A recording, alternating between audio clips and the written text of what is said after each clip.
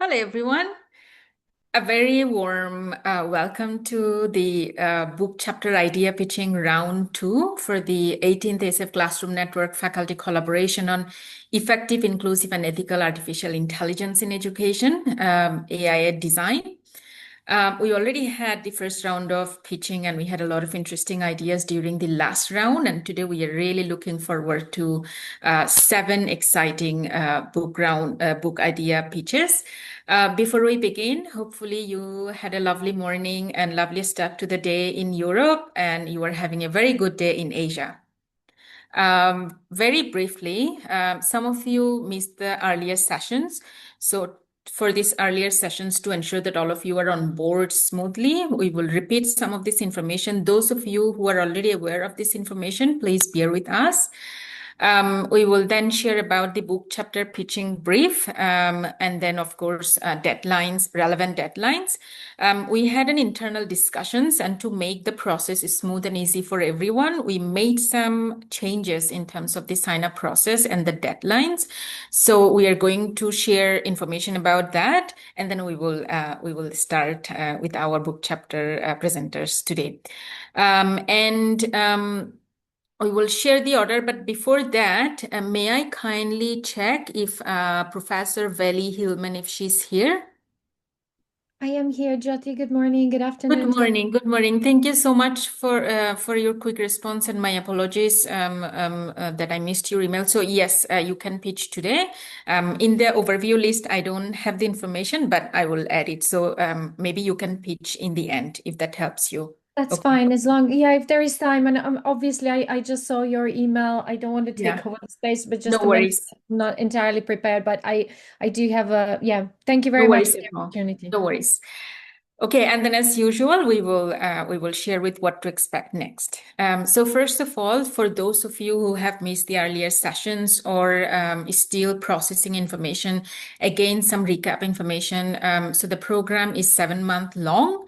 However, it's very flexible and it's going to be highly collaborative and peer-to-peer driven because we want, of course, our Asian fellows and European fellows to exchange knowledge so that there is Asia-Europe partnerships and bonds as well. And in the whole cohort, we have two different types of fellows. We have a group of fellows who are who will be leading a book chapter. And we are in the process of figuring that out through these rounds of idea pitches. And then we will have a group of fellows who will be contributing to a book chapter that are going to be finalized by the editorial team. And in total, we have 7 official sessions, and all of these sessions were 1.5 hours long. However, the last session that's going to take place in September, we thought a little bit more time will be beneficial for everyone. So only that session is going to be 2 hours long. Of course, we have the optional webinars. You don't have to necessarily join this live or join at all, but if you want to build knowledge on these thematic areas, we will be sharing the recording as well as the session information. We have already shared it through our email updates, but we will also send you the Outlook invites. That's there for you as well. And we have kept 4 months independent teamwork phase so that when you are part of an official book chapter team, you have enough and ample opportunities to collaborate with each other to produce the content. And of course, this is our request and also expectation from you. Timely commitment is absolutely important for effective teamwork for the book chapters. And the program might be unusual for you. We understand. However, we are here to support you. Any support you need if as you move along the process, if anything is unclear, please do not hesitate to reach out to us. We will try to help you as soon as possible. Having said that, I know I have received a lot of emails, and I'm a bit lagging behind in replying to all of you because we have 2 other programs going on at the same time. However, after this week, it should be okay. And by tomorrow, whoever I haven't responded yet, I'm going to respond to all of you. And I really appreciate your kind understanding and patience. And of course, when you are part of the team, effective communication with each other, especially together with your book chapter lead, is highly encouraged. and timely submission of all of your work. You will have deadlines from the ASEFClassNet team and the editorial team, as well as, I think, from your book chapter leads once you are part of the team. So we would really appreciate it during this process if you can submit your work on a timely basis. Now, since we will have breakout room discussions, it will be really helpful if you can rename yourself if you haven't done so. On my screen, I can already see that most of you have renamed yourself. Some of you, your name is there, the country is missing. If you could help us rename it or add the country next to your name if you haven't done so, would really appreciate it. Okay, hopefully everyone have their first name, last name, and country so that it's easy to identify during the breakout room.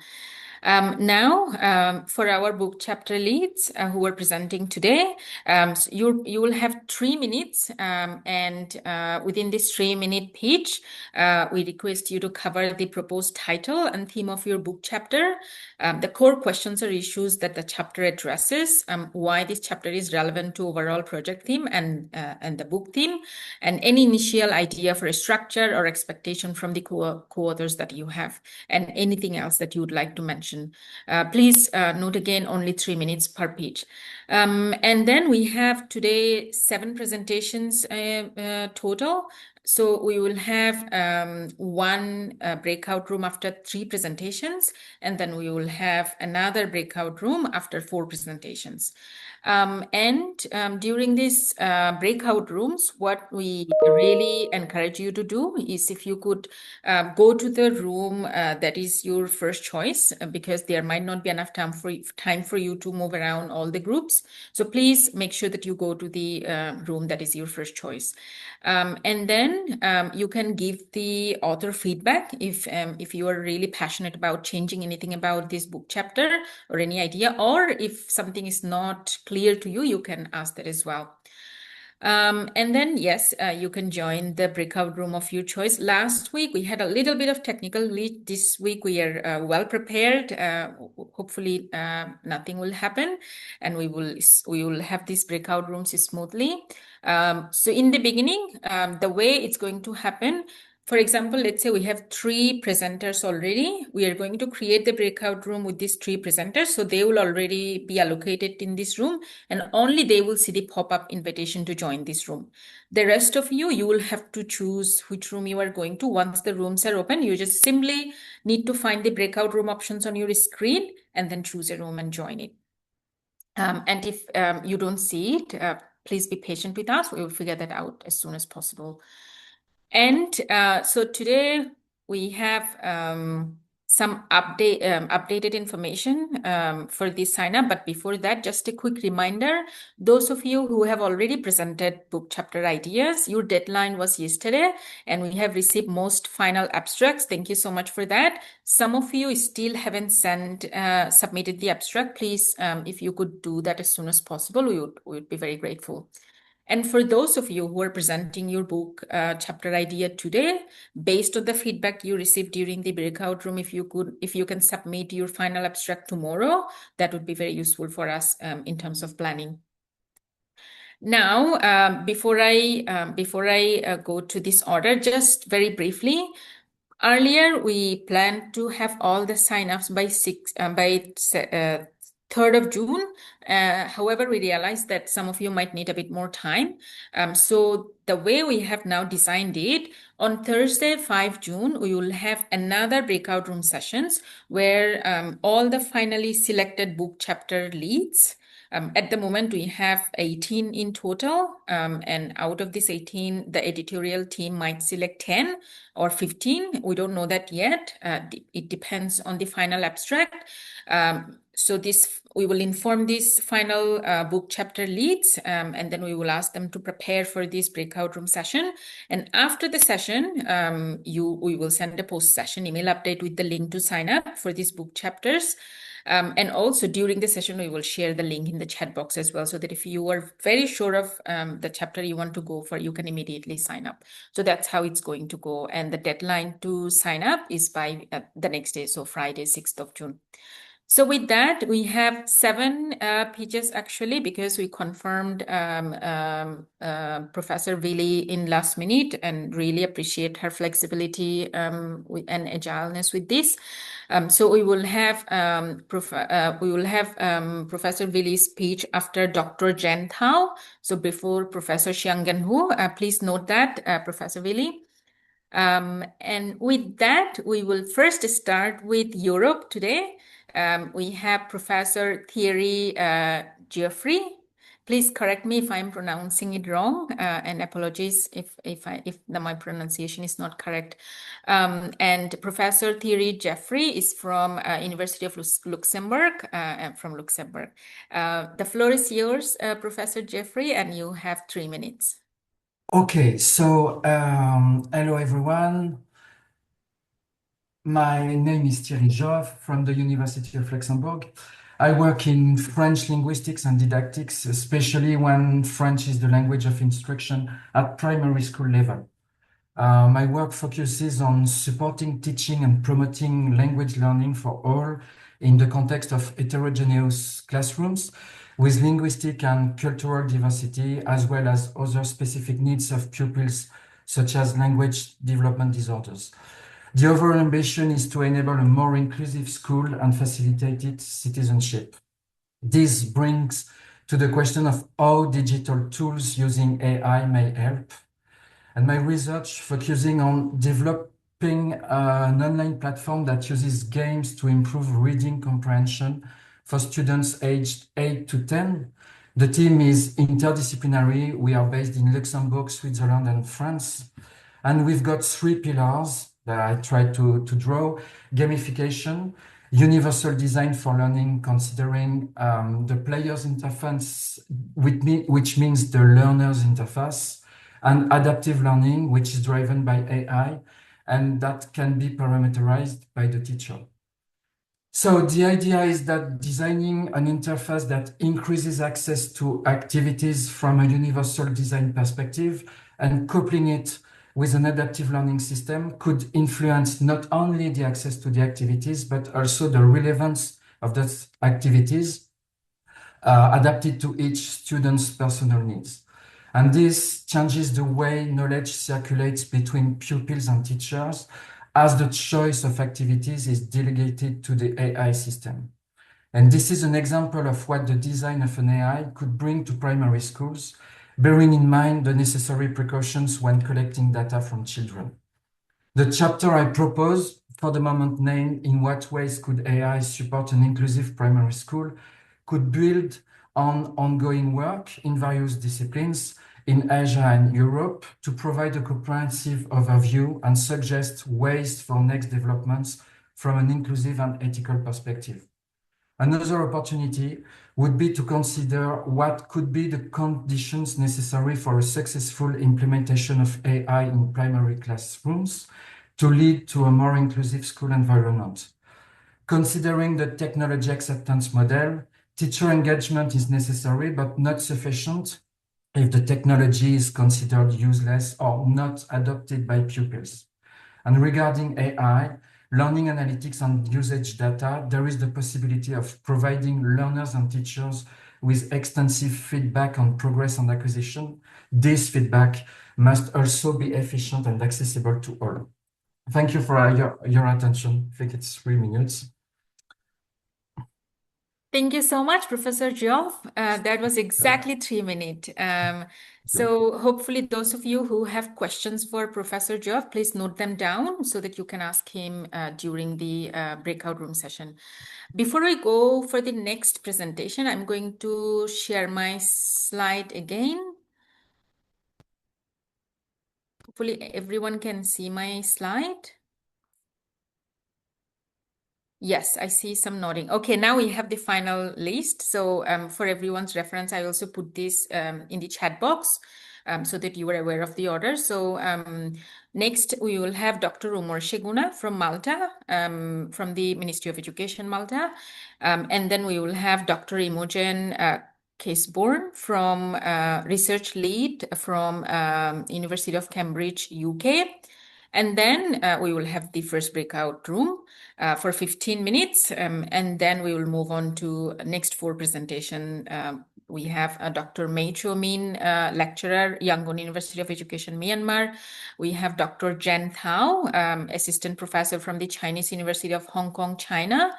And we have Dr. Velislava Hillman, director of EDDS Institute from the UK. And finally, we will have Professor Xianggen Hu from the Hong Kong Polytechnic University, China. So with that, it's my pleasure to invite Dr. Omar Sheguna from Malta to present his book idea pitch. Good afternoon and good morning to our participants from Europe. I'm sharing the screen. Hopefully it appears, yes, it's there. And so I'm going to start the slideshow. So my interest is mainly about the digital well-being. So I would like to pitch about how we can, I think that one of the relevance that we can see is that the role of teachers in professional development in fostering safe environment and supportive learning environments is crucial. And I'm going to explain about this. And it's, of course, unfortunately, it's working very slow.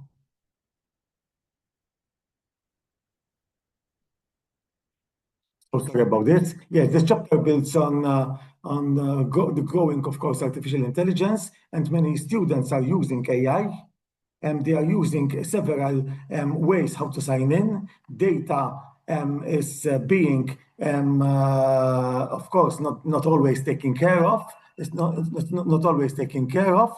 And the professional development sessions can serve as a foundation strategy for safeguarding the well-being of students. As educators, it's important not to only safeguard their interests, but also the privacy and safeguarding of the student. So this chapter aims to critically examine a series of... So sorry for interrupting. Your slides are not moving. It's still not on the slideshow mode and the first slide. Okay, now, okay, we can see at least. Okay. Thank you. I'm sharing, I will be sharing the screen in this case. Thank you for pointing this out.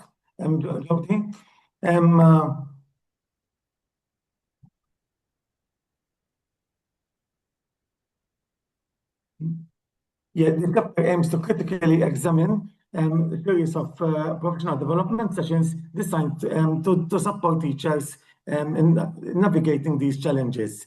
So mainly it's going to be quite straightforward. Many teachers develop and or head of schools develop professional development sessions. So I'm proposing that these will be examined. Why? Well, whether the practices in the schools comply with GDPR and institutional data and the privacy of the students. For example, whether they are signing with the school accounts, whether data is being transported to other servers which are not safe. I would like to draw on recent professional development initiatives, in my case focused on AI, and this chapter contributes to a deeper understanding of how teacher professional development can serve as a proactive mechanism of safeguarding students in the digital age. The aims, of course, of this, what I have in mind is how ultimately, whether or not, because that's the research, whether or not the professional development sessions and the training are leading to equip young minds to thrive in AI-driven worlds, ensure the privacy, ensure a safe environment, foster creativity, discuss ethical issues with students, and whether they are building safe online habits. As I'm proposing that, of course, an analysis of official documents, for example, the EU Act. In my case, I have to refer, of course, to the national strategy and the country's national strategies, both in Europe and in Asia, whether there are any digital literacy strategies in the countries, or also framework or also and guidelines. I have learned a lot about guidelines in many countries in Asia, so that would be a learning experience even to us and to those who will benefit from the study. And with regards to 10 methodology minutes. questions, 10 minutes to wrap up. okay, methodology questions. I'm Sorry, 10 proposing some seconds. methodology questions, which I'm proposing, such as whether it addresses GDPR and school data protection. Whether it's providing clear strategies and whether teachers are gaining the confidence and competencies. Thank you very much for your attention. So I would, this is my idea. So we will be presenting something about well-being, how it is reached through the professional development sessions. Thank you. Thank you so much, Dr. Omar Sheguna. Those of you who are interested in his book Chapter Lead, hopefully you already have your questions prepared for him. Now, it's my pleasure to invite Dr. Imogen Caseborn from the UK. Please, Dr. Caseborn, the floor is yours. Thank you. Thank you very much. So I'm proposing a chapter considering the ethical dimensions of artificial intelligence for education for collective intelligence. By that, I mean, we're living together on a shared planet. We are facing global challenges together that we might best solve. It says I've switched to Chinese. Presumably that's not really happened, which might be best solved by working together collectively. I've been involved with a couple of projects where we have investigated the potential of AI to support education for collective intelligence. By collective intelligence, we mean group learning, learning to work together, learning to collaborate, to solve problems, but not just in smaller groups, also at scale. So that might involve AI as a tool to support sworn voting and decision-making. It might involve citizen science projects. It might involve projects like Wikipedia, ways in which we can work together collectively. We've looked at a number of different projects using AI to support this. It can help with the grouping of people. It can help with moving people through the stages of larger projects like citizen science projects, and it can help with the process of dialogue and collaboration. There are quite a lot of there are a number of validated frameworks to look at dialogue, but it's been very time consuming to date to collect the data and analyze the data for that. AI might help with that. However, there are a number of questions that arise. For example, issues of consent in the data being collected. Is the data that's being analysed in a way that is inclusive of different cultural styles or different individual styles of expression? Is the data being secured responsibly? Is the AI explainable? Do people understand the dashboards that are being used to present information back?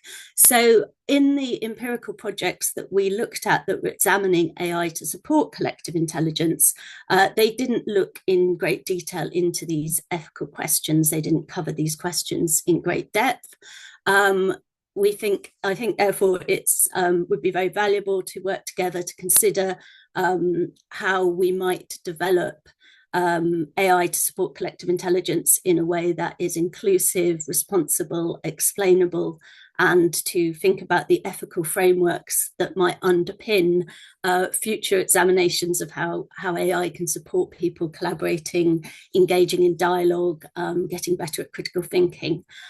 So that I'm slightly under, but I'm nearly there, but that is what I'm suggesting as a book chapter. Thank you so much, Dr. Caseborn. I hope those of you who want to join her book chapter, you have your questions ready. Now we are going to open the breakout rooms. So I just put the information in the chat box as well. In room 1, we have we will have Professor Geoff, and then in room 2 we have Dr. Shiguna, and then in room 3 we will have Dr. Caseborn. I'm going to open the breakout room, so only these 3 presenters will see the pop-up invitation. For the rest of you, you'll have to go look at your screen and find the breakout room options, and then jump into that room. So if you have any challenges, we will be here to help you. Allow me to now open the breakout room, and the breakout room will be for 15 minutes. So please, reminder again, go to the room that is your first choice.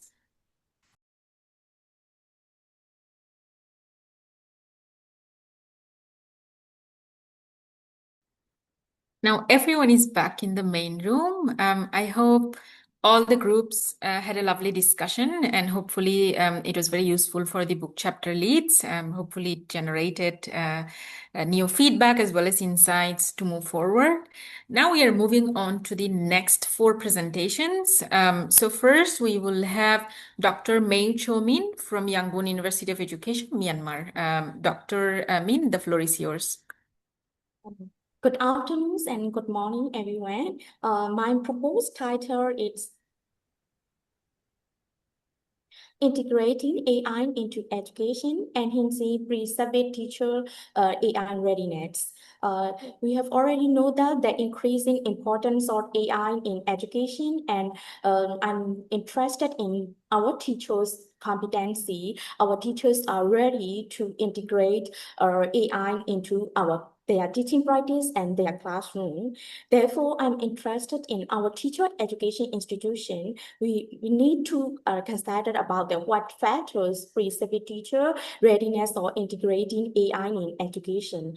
This is start from my idea is from the theories of planned behavior. Everyone behaviors or everyone action is influenced by their attitudes or by their readiness or like that.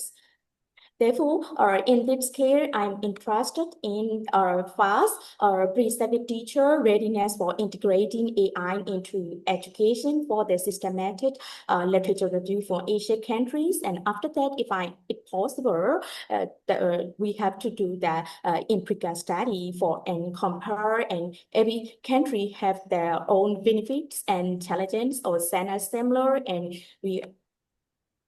this is my core question about this chapter is pre-service teacher AI readiness for integrating AI in education, and how well do pre-service teacher integrate AI into their teaching practice and their attitudes and behavioral intention, and also the benefits or challenges of integrating AI into their teaching practice, and also what AI literacy do pre-service teacher possess for integrating AI into their teaching and learning. And also the final one is what strategy do pre-service teachers need to enhance integrating AI into their teaching practice. Therefore, my things is that integrating AI into teacher education, especially from the roles of pre-service teacher AI readiness, and is relevant with our core themes about the ethics and inclusive and ethical AI in education design. I'm inspired from the co-author for the teacher education institution from Asian and European countries. And thank you. And this is my email address. Thank you so much, Dr. Min. That was just 2 minutes, over 2 minutes. So very well done.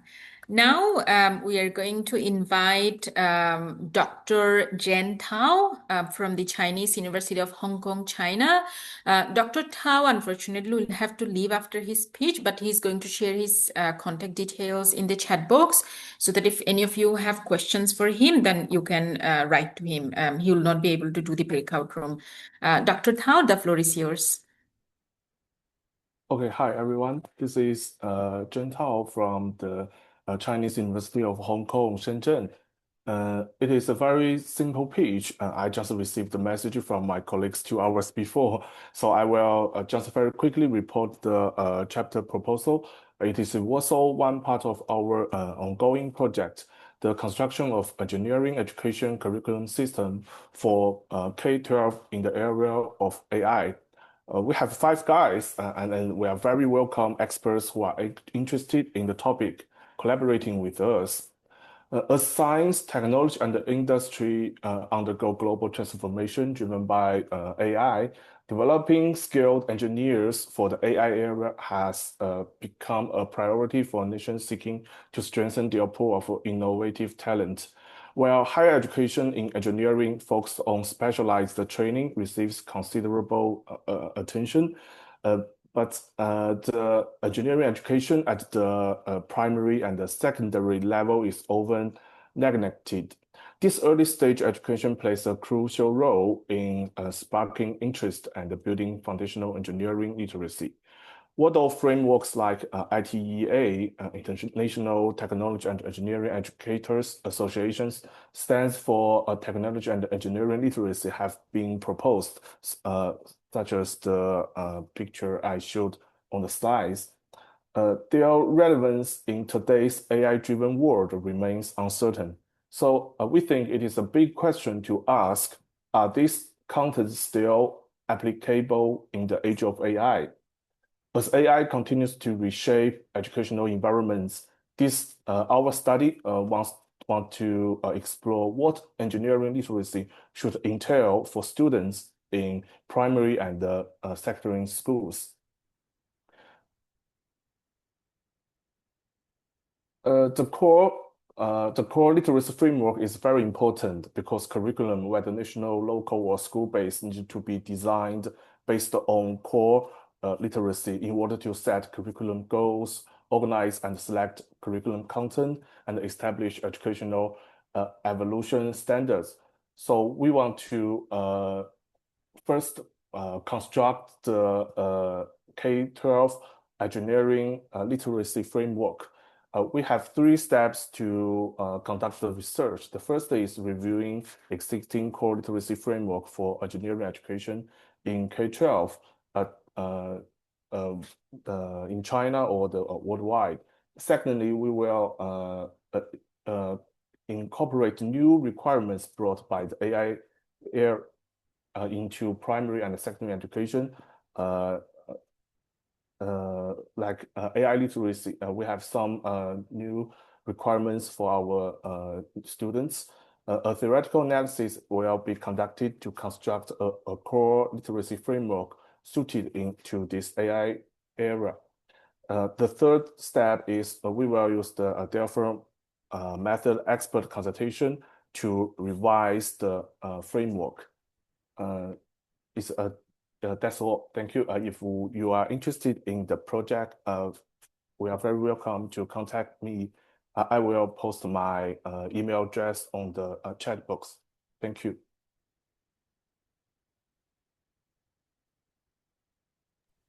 Thank you so much, Dr. Gentile. We are now going to invite Dr. Velislava Hillman from EDDS Institute UK for her pitch. Dr. Hillman, the floor is yours. Thank you. I'm proposing a chapter on governance and oversight. So there's a suggested title, Guardrails for AI in Education, Governance, Oversight, and Shared Responsibility. Obviously, a working title. Very quick, just my work critically examines the power dynamics, ethics, and governance of educational technologies and AI. So I've written extensively with the aim to challenge industry narratives, shaping policy, advocating for children's rights and digital justice in learning environments. There's some of this work. My work basically sits at the intersection of research, law, policy, and practice, and I've contributed to projects globally, I should say, but mainly in 6 key areas. So some of it is on research on AI and education, EdTech procurement and student data ethics, partnerships with various stakeholders from industry, policy, and education to promote transparency and accountability, on standards development, including support for international security data protection codes, legal frameworks development, and tracking how AI policy and regulation impact educational settings, on global engagement, and even publicly funded applications on a practical implementation of AI governance, governance and oversight of educational technologies and AI specifically coming into education. So this is kind of the context from where the chapter idea proposal comes from. So one of the key questions the chapter will pose is How do we know that AI systems are safe, lawful, and ethical? So here's the pitch. Imagine a school. So these are some of the products on the site that already exist. So imagine a school uses AI to flag students at risk, but no one knows how the system works, why it flagged certain students and not others, or how to challenge these products. So who's accountable at the end of the day? And that's the governance gap we need to face today. So the problem, the challenge, the problem the chapter will engage with is AI in education is accelerating, but governance and oversight haven't kept pace.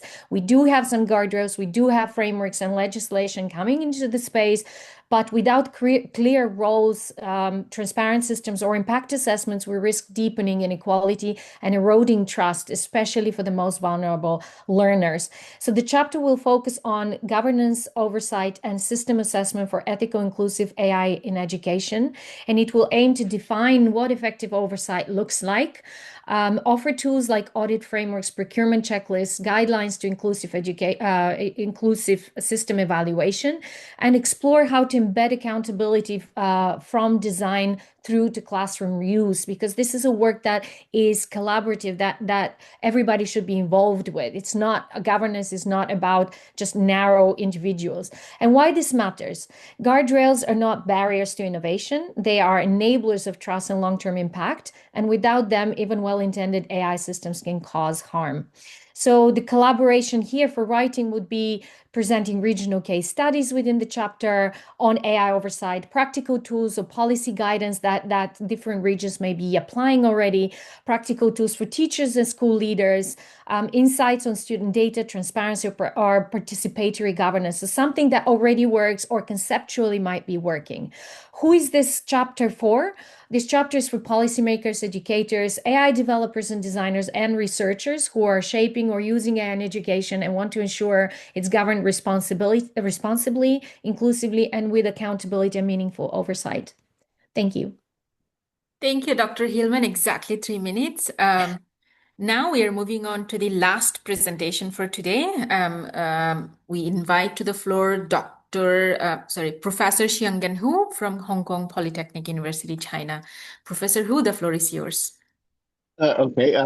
I'm so sorry. My flight delayed 3 hours. I was not able. I'm like 5 minutes from a desk. So I'm going to just explain what I invite everybody to collaborate with me. So basically, the idea that I have is from position and interaction with a lot of teachers. Basically, they say what we're going to do is AI.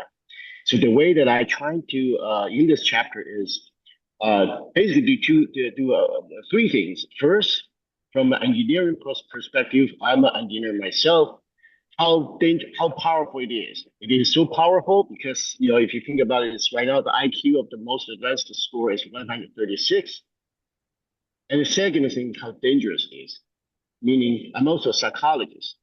So from that perspective, I want to really not argue whether this AI can do or cannot do. It's where's the borderline that we want to draw? Are we allow them to do? So the way that I want you to do is looking at a holistic picture of intellectual well-being or development of student.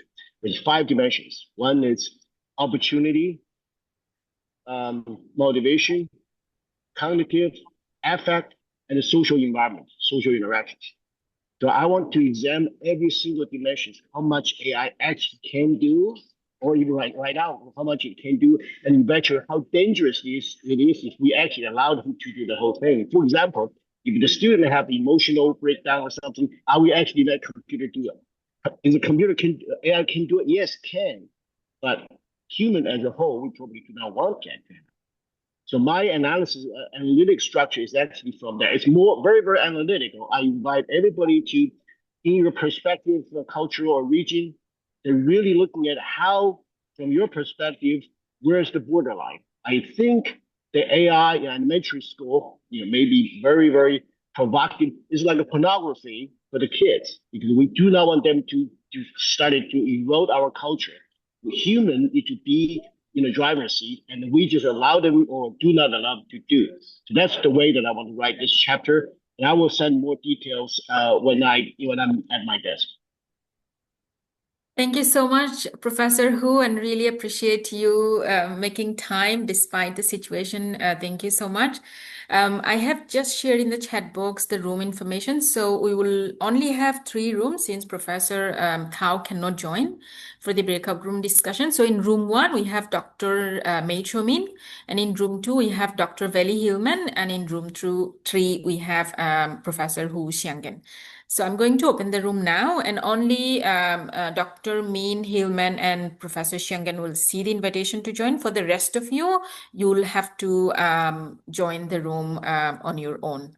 So allow me to first open the breakout rooms.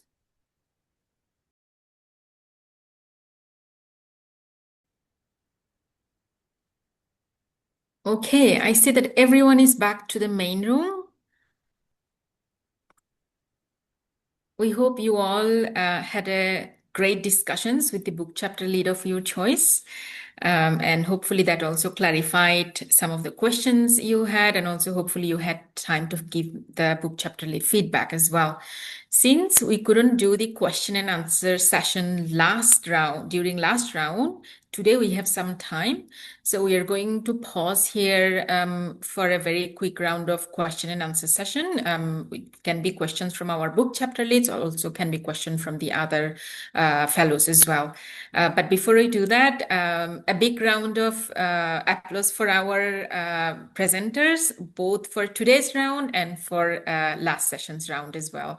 We have many interesting ideas and many meaningful initiatives. So hopefully we will move forward with a very meaningful book production. So I see that some of you raised hand. Omar, yes, please, you can ask your question.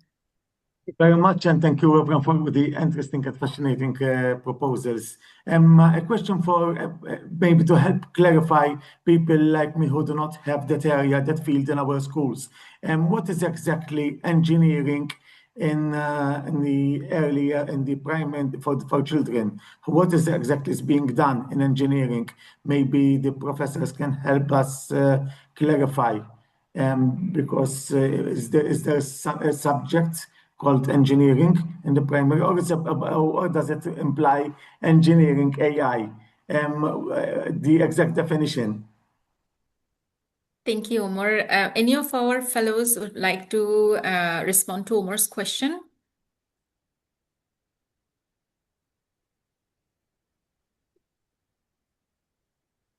I'm not understanding the question. What do you mean by what is engineering of AI? There was one of the was about engineering. Was about engineering. I think It you were was not. referring to Professor Tao's presentation. Yes, We yes. will note down your question, and then we will reach out to him. Yeah. Thank you. I wonder if there's some confusion because sometimes the word engineering education was another way of talking about learning design. So there might be some semantic confusion there. That might be I don't know what you're referring to, but that often confuses people. Yeah, I think maybe so that he will clarify. Okay. Thank you. I also ran into a lot of questions about even the definition, basic definition of AI. Even right now, for example, in the education, we have generative AI and we have large language model. A lot of people confused about it. What are the relations in education? What kind of model we're using? Are we using generative AI or using, a large language model? Because there are differences there. One is a part of the other. That's one. The other one, there's 3 generations of AI right now. It's basically the basic chat model, GPT-4, and a kind of an advanced model. And now we have deep, reasoning or thinking models, right? And also there are different ways we have a web-based kind of interaction. We have agents. We have applications. Remember, there are a lot of misconceptions among educators. So, again, I'm making more analytic kind of things. And now we need to really, at that level, when we communicate with people, they simply, almost consumers of AI, what are those, boundaries? Or, I'm saying, what are those, I would say, advantages of each the combinations. I actually have a 3 by 3 table for three different generations and three different type of users. And each cell, they actually have a particularly uses for what type of education, what type of applications. I hope that sometime I can share that. Thank you, Professor Hu. And also for everyone's reference, we will have another breakout room discussions, which will happen during next week's session. So if you still have questions that you'd like to ask to our book chapter leads, you can still ask those. And we are also trying to do it in a way where we can clarify those misconceptions and also can clarify as much confusions, questions that you have, so that it helps the book chapter lead as well as you as well. Any other questions from our fellows who would like to contribute, or also fellows who are presented as a book chapter lead? And we also have a member from the editorial team here, Professor Li Wen. If you also have any comments, please feel free to share. And also our partner team, Professor Torwell is here, and Matthew as well. If you also have any questions, please, you can just unmute yourself and then raise those. Hello, Joyce. Can I just try to answer Alma's question quickly from what I understood? I think in that context, he talked about engineering literacy in AI age. It is about because engineering as an engineering education is a very important subject area. Now, Chinese government trying to integrate into primary school education as well, K-12. So before the engineering education is more in higher education. So now engineering education is into primary school. So that's why it become like a literacy. AI literacy, other literacy, so engineering literacy. That's probably, I don't know whether it's a translation, something just like before we had the STEM education, the science, now is more focused on engineering. So I don't know whether that's something. So we want 10-year-olds to be engineers. Is that it, Lee? Okay. Yeah, at least it's the kind of the area. I think Tiana thinking this is something we need put effort on. Okay. For clarifying, because I'm aware I learned from Beth that China has introduced this STEM and engineering education from a young age. That's why it's this confusion. I'm referring to the Beth's digital fair in London. And I came across schools and companies over there and I learned this. So thank you for clarifying, Professor. Yeah. Okay, thank you. Thank you, Professor Li Wen. We have a question in the chat box. Can we have the concept of the proposed chapters in advance in order to be better prepared? So from the organizing team, to respond to your questions, what we are going to do, we are going to collect all the final abstract that our book chapter leads are going to improve based on the feedback they have received during the breakout room discussions. And based on those abstract, the rest of you will sign up. However, in terms of could you clarify in terms of the concept that you were referring to? I think it will help us and our book chapter leads as well. Dr. Yunano, if you could clarify a bit more. Yes, I'm thinking that there were too many ideas and too many information. So if we can have them in a way that we can remember what each one of the professors proposed, it would be helpful to prepare some questions. It was a bit in a rush to be in a breakout room so soon. So we would like to think a bit more about our questions, how familiar we are with some ideas. That's it. Thank you so much. Yeah, thank you so Yes. much. It's a very valuable question. So what we are going to do, we are going to collect all the final abstract and then communicate them well in advance, early next week, so that you have it before you sign up.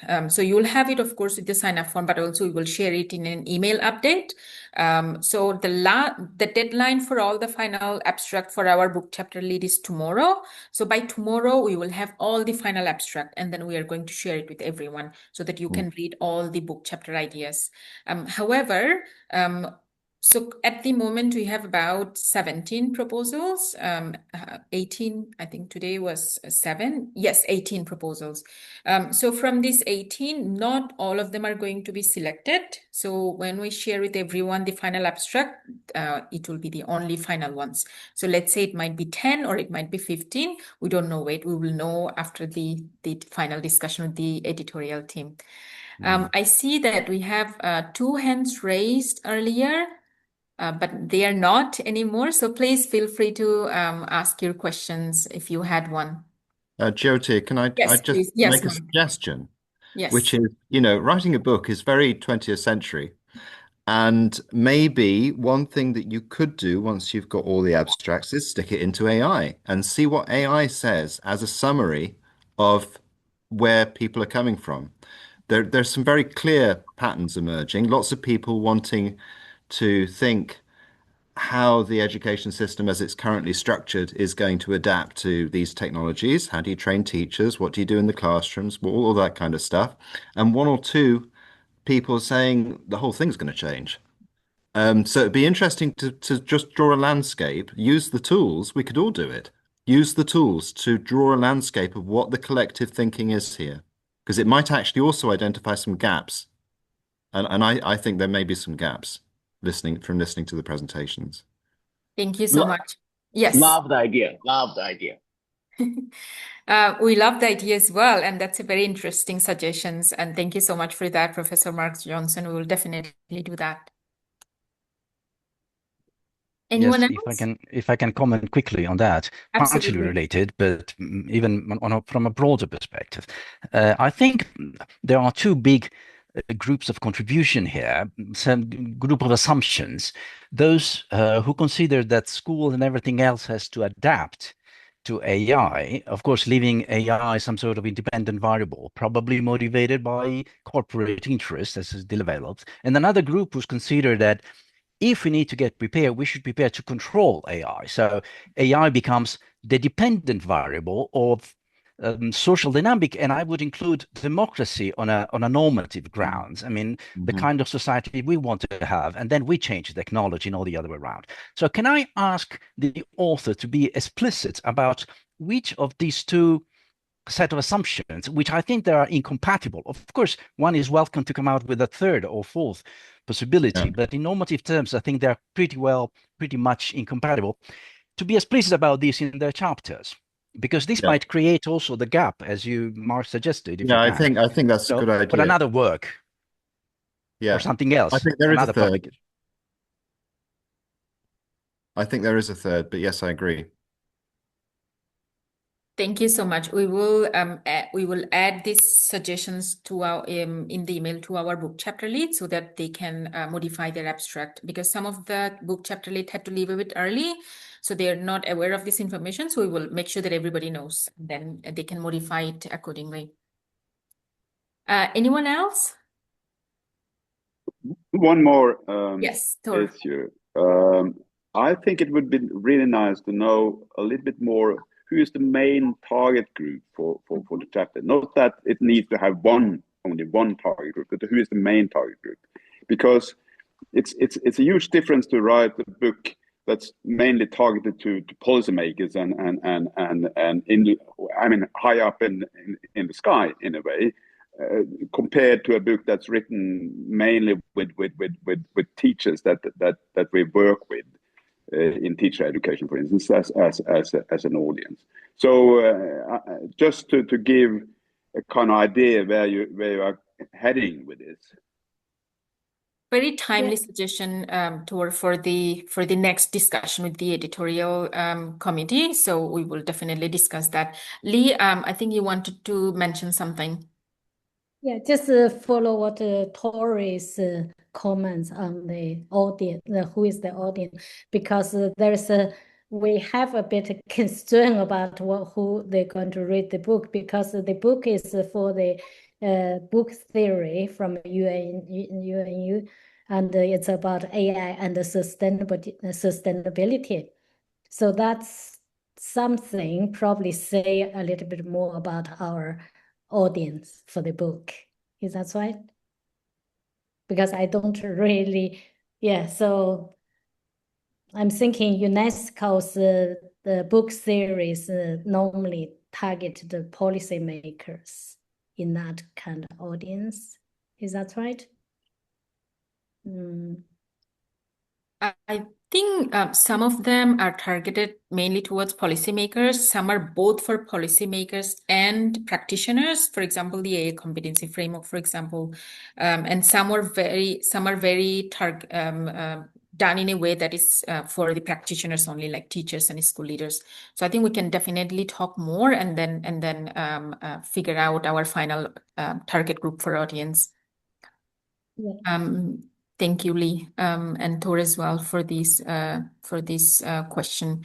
Anyone else have any questions that they really would like to ask at this moment? Oh, I see 2 hands raised.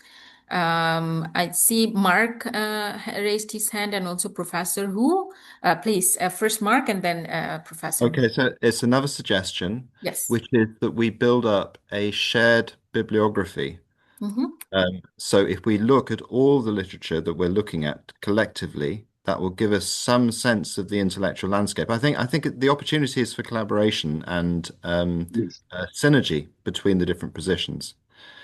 And maybe you can map that out in some way. You can say that, well, this is the intellectual space that people are exploring, and different people are inhabiting different parts of this intellectual space.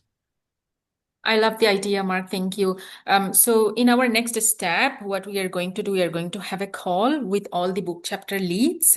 So we will start there, and each book chapter lead will be responsible for a team, right? The chapter team. Then they will also coordinate with their team members. I think so in a 2-step process, we can build this shared bibliography. Professor Hu? Yeah, I want to, when Tori was asking this question, let me share what I did, and I think it's probably worthy of consideration, because we are using AI, and then AI is the power of rendering content for different audiences. Why want to fix out so this is for policymakers, for the teachers, and if we write a chapter that way, so if I specify I'm a policymaker, and the entire book will orient to me. If it's a teacher, then around the teacher. For example, actually in this summer, I'm gonna have a collective of 20 experts. I direct your chapter writing is for the AI to deliver. You can different languages. Because if I cannot read English, I'm reading Chinese. There you go. Render it there. But we need to have AI almost in the entire process, not just say old tradition or 20th century kind of PDF or paper. This AI actually doing the deliver. We can consider that, because if we consider the AI can dumb down for the content for the specific audience or make it more and more philosophical, but that stands to it. So I actually have very, very, very, very good experience in making it happen. So I will share later. Thank you, Professor Hu. Tor, would you like to respond? Or do you have any comments for Professor Hu? No, I find that's a good idea. We all need to use the tools we have, of course. But the problem is that we need to share to build a community and make sure that we share some of the perspectives here, or at least share the resources so we can benefit from taking part in this. Thank you. I see that Dr. Hillman raised her hand. Please, the floor is yours. Thank you. So I've got 2 questions. The first one is, do you have an example of what the final book would look like? Sometimes it just, can we point to something, this is what it's going to look like, but we will redesign? That's the first question. So do you have an example that we can look at and kind of start to imagine of how that can be improved? That is always helpful, at least for me in my writing process. And the second thing is, in that regard, will there be a digital version of it which can allow us incredible opportunity for interactivity, for for the impact, reach, feedback, participation that can get a very, very big impact if there is a digital version. And it also connects to the question of audience. If we are thinking about identifying some of the chapters may be addressing more policymakers, others may be addressing practitioners, so that we can play around with the design of the digital version, but also of the print version, of how that can be, a thing that we can always go back to. That's how I'm imagining this book could look like. Thanks. Thank you so much for your question as well as suggestions as well regarding the audience. If I may invite Professor Li Wen to respond regarding the example of the existing book from before. Professor Li Wen? Hello, hi, thank you, George, for the question. I think we were going to discuss with the Spring of Nature about first I'd like to know whether they have already got the book published so we can have some example. And also for the digital version, I think I need to ask them about what they plan there. And also maybe we could also explore some other opportunities as well. With other channels, so what is possible through these copyright issues, and how do we deal with those? Yeah, because this I think also this is just in the process we decided to do the book, so lots of things ongoing discussing will happen. The editor just asked me about lots of questions as well, so I'm trying to bridge all this discussing forward to them, and the answer then come to next meeting. We maybe discuss more details. Yeah. Thank you so much, Professor Li Wen, and thank you everyone for such valuable questions that really help us find better ways to move forward. So we will take all these questions and suggestions into consideration, and we will prepare accordingly.